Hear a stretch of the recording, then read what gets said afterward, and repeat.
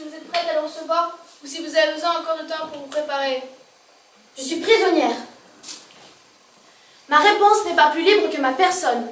Et cette demande qui serait polie en situation ordinaire n'est que dérisoire en l'état où je me trouve. Sa visite, je ne l'accepte pas, je la subis.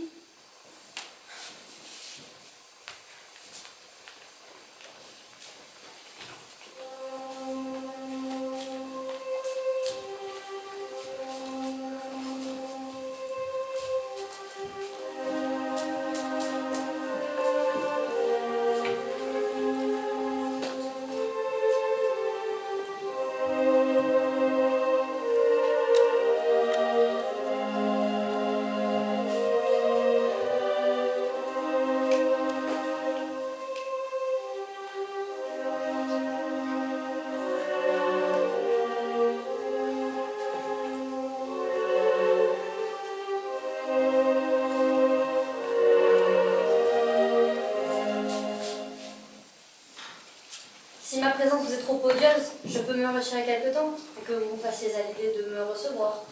Votre courtoisie arrive trop tard. Vous êtes ma prisonnière, mais je n'en suis pas de votre esclave. Il n'est plus temps d'être courtois après m'avoir enlevé de force. Si vous m'aviez simplement laissé vous faire la cour plutôt que de me rejeter, si vous aviez simplement montré un peu de complaisance à ma flamme plutôt que de me mépriser, alors je me serais forcée, à force d'attention délicate, de dévouement chevaleresque et d'attendrir votre cœur rebelle.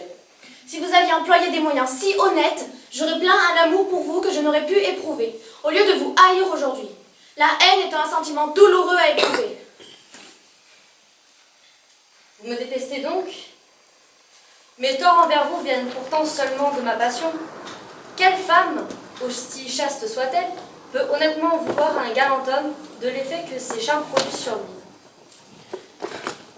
Il n'y a pas de souci quand l'amant se tient dans les limites du respect et procède avec une timidité discrète. Mais quand l'amant procède par guet-apens, rapt et séquestration, il n'est d'autre sentiment possible que l'invincible répugnance. Toute âme se révolte quand on la prend de force. L'amour est une chose divine qui ne se commande ni ne s'extorque. Une répugnance invincible, c'est ce que je vous inspire? Vous auriez un moyen de reconquérir un peu de mon estime en me rendant ma liberté. Vous me demandez la seule chose qui ne me soit possible de vous donner. Ne voudriez-vous pas un trône? Une couronne? Une étoile du ciel? J'irai vous la chercher. Je suis la plante, vous êtes la lumière. Il fait noir pour moi là où vous n'êtes pas. Je n'ai d'autre choix que de vous garder prisonnière.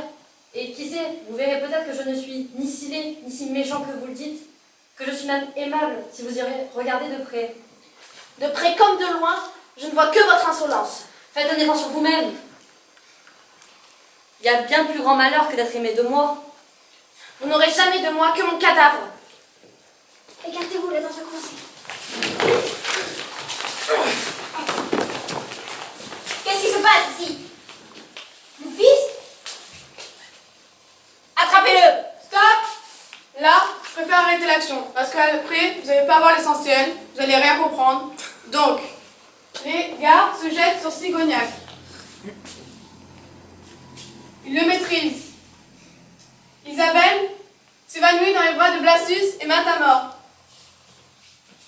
De sa poche s'échappe la bague de son père, que sa mère lui a offerte. Elle roule jusqu'au pied de Vallombreuse père, qui la ramasse. Vallombreuse père s'approche d'Isabelle. Il l'aide à se relever. C'est son blason, c'est son insigne sur cette bague. Isabelle est émue. Hérode de Vallombreuse ne l'est pas moins. Cornelia? Je suis sa fille. Est-ce aussi belle qu'elle, ma fille? Sa fille? Mais alors? Elle est noble? C'est ça, Isabelle est noble. Donc, le duc et son frère? Emmenez-le. Noir,